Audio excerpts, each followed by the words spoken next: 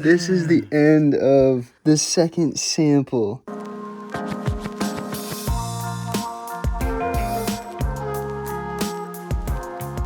Welcome back, everybody, to the MTN Prospecting Channel.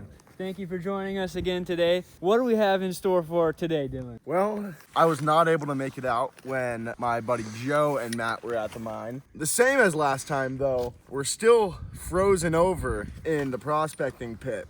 So we have access to some of the vertically dipping veins that are there that otherwise are just above water. To our knowledge, that pit actually goes down 30 feet deep. So we're using the winter weather to our advantage. We're gonna take a closer look at some of the more mineralized stuff that Matt and Joe were able to pull out of here last time. Specifically this one little slip of the vein that looks very dirty, lots of blacks and reds, and we were able to find some really, really fine gold there. So we're hoping maybe we can get a little good pocket and get some more shiny for you guys, but you'll just have to wait and see. We also have our skis and snowboard, and we're gonna shred back down the hill on the way out. So we're back at the same spot that we were at last weekend, like Dylan just said. And Dylan's excited for this spot when I showed him the images and when he saw that ore. The reason we're getting excited is because of the color, the structure, and the location that this material is in. Yeah, so we are not geologists by any means, but we have done our fair bit of research in this local area and on some of the other veins in this area specifically. What we know from that is we're dealing with a mesothermal structure here, meaning that these veins all formed during mountain building events back when the Appalachians and the Green Mountains were first being made. They've since eroded down miles and miles by glaciation, and now we're looking at essentially the piping of what's left over from those mountain building events. What we also have learned is a little bit about what some of the surrounding rock is in this area and what that kind of has to do with gold deposition. So we're liking this rock specifically because it looks like it is some kind of chloritic, I don't know. It has this green staining here, as you can see. We were looking into that a little bit and how to tell the difference between some of this. We were seeing this kind of like a soapy texture, olive green. It's soft. That's what I think is eroding right here. You can just see it's eroding right off the face. But there also does seem to be some harder rock. So we're dealing with some kind of contact zones. You can definitely see a fair amount of foliation dipping, I believe, north. What do you think this would be? Like a 65? Yeah, maybe a little shallower, but yeah, it'd be. Yeah, that is pretty steep angle. What we're looking at is a pretty vertical shaft, and why is that important? Why would gold fall out in more of a vertical versus horizontal? Yeah, well, it really all comes down to pressure temperature changes. Specifically, what that has to do with gold deposition is it's kind of boiling things up. It's a change in the status quo of the hydrothermal fluids, and that change in and of itself can possibly trigger gold deposition. It doesn't mean it has to. And the fact that these veins are deeply striking and dipping means that these materials shot up in here really fast and had a fast temperature pressure change. So today we're staying right on the outside of the cave. We can see the sky. The first thing we're gonna do is break down something that I wanted to break down last time, but I didn't. This is just a little plate right here. There's a crack on the back side, so we know what's gonna fall down with this. It's already going. It's right by that vein that we wanna work, so we'll work on getting that down first. Okay. There it goes. Look at that break along that foliation. Nice. Got a few more that we'll work on getting down, but it's already looking quite a bit better. We have nothing overhead of us now. A couple little smaller pieces that we can break off. This piece was the footwall of down below. Yeah, but like Super red. look at the pyrites. Oh yeah. Let me break this open. But super red, heavy iron. Not seeing as much quartz, but kind of in the last sample, it was stained so red. These pyrite seams. Possibly chalcopyrite. I mean, this might. This would be interesting. You know, there's still minerals dropping out in here. This iron, everything's dropping out. So it's heavily mineralized material. Look at that. Oh, yeah. Yeah, look at that piece right there. And then there's some vugs there is some quartz on this. That must have been closer to that actual part up top where It just came right out of here. So I think, you know, we'll focus on that pocket. And then if we can, maybe take a little more from in here. Try to focus that. It does seem there's a lot of wall rock. Yeah, there is. In this stuff. So we got to be careful not to take wall rock down. Broke this open. It's definitely quartz in Definitely there. some quartz in there. I mean, I'm saying I don't even know. I don't know if this is just straight sulfide or bedrock or it kind of just looks like a sulfide. Well, this stuff is perfect when we find like the different samples like this, and it does look interesting. It's in a good zone. This is the one spot we've been dreaming to come back to. This section right here. Look at this. See that quartz. A loose piece just hanging up in a natural fissure. These pieces are almost like spongy like. Yeah. I was like, what? Like, what causes that? Some parts rusted out, or just like the heat, where it like literally boils out. Like some stuff leached out and then left the harder material behind, maybe. Yeah, those pieces. So you can see that darker color on the left side, and it goes into the lighter, what I think is like oxide staining. We're thinking maybe limonite. maybe some limonite. But right on that band is what we're looking for, and it's right there with quartz. It's promising. We're getting a bag full of this material. Super black. I think copper sulfides. Yeah, copper pyrites. Just hydrothermally altered. I don't know if you can't really tell if it's host rock or if it's vein material. It looks like it's a pocket of sorts. We have a slip right here, and then you have just like more country rock here, and then you can just see the foliation just super bent up, and then it kind of just looks like this is just all the same pocket, but it has some different colors in it, where this is more red, black, this is more honeycomb, you know, rusted out pockets. We'll make sure to take a little bit of each. But just look how soft this stuff is. Just crumbles up, it's like dust. Filled up the bag even more with some gorgeous ore, and we're looking at some super red stained quartz. In the video, it doesn't do it justice. Right there in the middle, all that dark color in between there is like a red stained quartz, believe it or not. Yeah. Just pointing out the angles of this rock, the different rock type on the left, where it's foliated schist layers. And it still is on the right, but the angle of a lot that harder.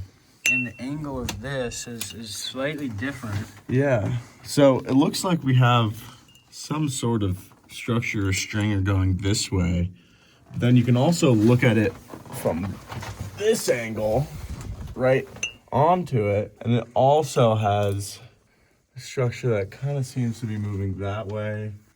This one continues down, but it also looks like, again, there's something in the hanging wall that also comes into the vein. Interesting stuff. Another opportunity for a pressure temperature change. First bag required. We're gonna take a quick break, get a little snack. It's easy to get carried away. You see so much good looking material, like, oh, let me go get that. Let me get all of it. But then, you know, we're still playing detective here in the sense that we want to be sampling multiple places. Like Matt said, we did find the biggest piece of the last sample in this area, not this. But let's see if we can replicate those results, or if we find more gold in this red looking vein. Let's get to it. Second sample is gonna come out of this stuff, just above where we just worked. Slightly different looking material.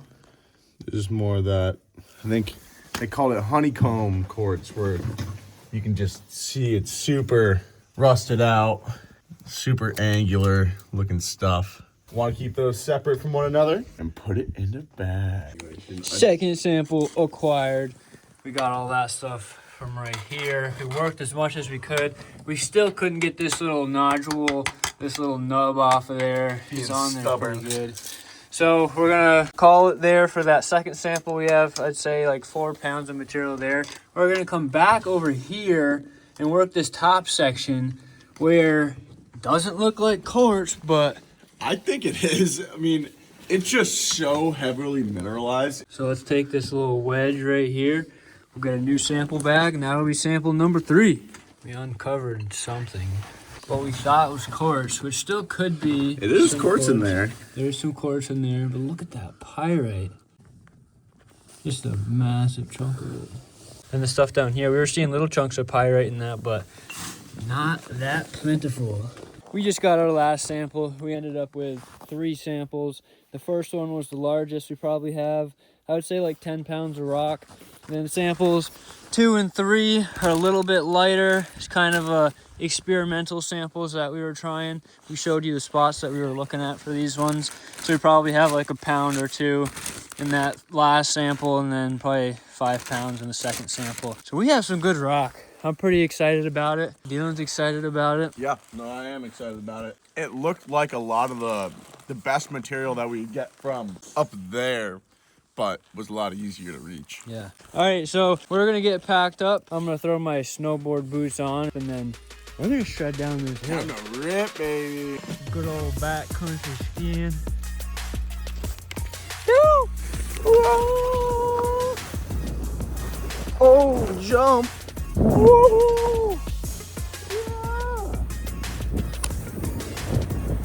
Woo-hoo! Powder, guys. Woo! And we're back at the house. It's the next day, and we're in our processing plant going through our gold ore. Dylan's refining out some of the finer stuff, and I'm going through and breaking up some of these larger bits so that we can fit it in the baby rock crusher. So let's crush this up, and let's show them some of that gold, Dylan. Washing out the pan between each sample to make sure we have no cross-contamination going on. We're into sample number 2. We're finding gold that's not so microscopic anymore. And look how much material is left in the pan. This is not even out of the crush. This is out of the stuff that was already loose when we got it out of the rock. So Yeah. This pan keeps getting better and better.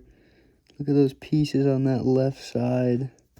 Again, my finger for reference. I have a feeling there's some bigger stuff in here too. I have a feeling there's something. There's a nugget. There's a nugget. Look at this piece that just came out. Look at that. That's like a tenth of an inch. Oh my goodness, dude. That really rusted out pocky stuff. That is insane. A few little pieces. 3 right there in the middle. Oh, that gold. This is the end of the second sample. After we've already gotten that wire piece and that other piece, this is the bottom. Look at that stuff, guys. And we get a few roly-poly pieces. A few of them you can pick up with your fingers. I bet I can. Let's pick up that bigger one. Dude. Literally a picker. I just got it with my hands first try. Look at that. Oh, that's so awesome. Keep in mind, this is off of pretty much the wash of that material too. I still have the tailings of this material that we'll check again. Wow. Wow. That is incredible. Through trial and experiments, we got the material we thought looked best. And yeah, that does. I guess we were right. That does look pretty good. Let's snuff that up. We're gonna have a good showing at the end. Dylan's going through the second sample here. We're getting a nice little smile at the top. Fine. Very fine. I think this was a part of the section that had a huge chunk of pyrite in it too. Remember when we broke it open? There's just like a solid ton of pyrite. So, maybe there's more of a pyrite deposit than a gold deposit. All right, so not empty-handed. We'll snuff that up. We have one more sample to go. So we got sample number 1. Fine smile of gold. It's kind of still mixed in with some of the sulfides. It's really hard to see. Yeah. This would be something worth like smelting to see how much is in it. Hey, maybe another video idea. Who wants to see us smelt something? We don't have any like the tools to do it right now, but recommend us something. Let us know if you want us to do it. We'll try it out. That's the last sample. Let's get it on some paper, get some good contrast. And this is the clean out today. Look at that line.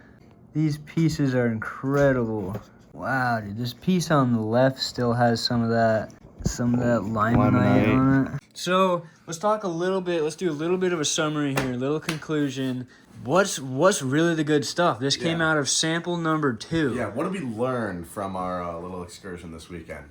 I'd say that I learned that I was a bit wrong, I think, in the sense that I thought a lot of the, and it wasn't wrong, we still have a lot of sample to go through. It is definitely a proof of some of the coarser gold right there coming from a lot of those really, really rusty iron pockets. I don't know, I didn't personally think that at first it was, like, I was like, okay. Yeah. They're definitely described by that. Honeycomb quartz is kind of, I feel like I was saying that when we were up on the mountain. Yeah. That's the stuff that we're getting this out of, which is great to know. I feel like there's quite a bit of that around in that spot. Yeah, and those pockets and those bubbles form from, gases releasing when that liquid's cooling down super rapidly. Yeah. You were talking about that pressure temperature change, and that's exactly what we were seeing. That's one of the signs that, this is the area that was mostly affected by that. Yep. And, proof's in the pudding. So we now have, this has to be the highest grade material we can get there. We just keep getting better and better material, but I think we located what we should really be focusing on here. And I would say these last few trips, we're finally successful. We finally have the ore that we should be looking for. We understand why we're supposed to be looking here, and it's just a gold producing area. I think we got a mine on our hands. Let's stake a claim. Ooh. So the stuff's got a little thickness to it, like I always say. It's not flat. Some of the pieces were pretty flat. This little wiry piece was pretty neat. This was the first piece I found in this pan that I was like, wow, we're on to something good. This little bit still has some of that rust on it, some of that staining on the backside. Unless I just wiped it off with my fingers. Yeah, might have. And that tells us that this stuff might be in that super dusty, powdery pockets. Because those were just falling apart literally with our fingers. And if we're cleaning it off with our fingers, I think we're dealing with the same material here. Let's hear it. Look at that. Thank you guys for following along. If you want to see more material like this, make sure you like and subscribe. And until next time, go get some gold.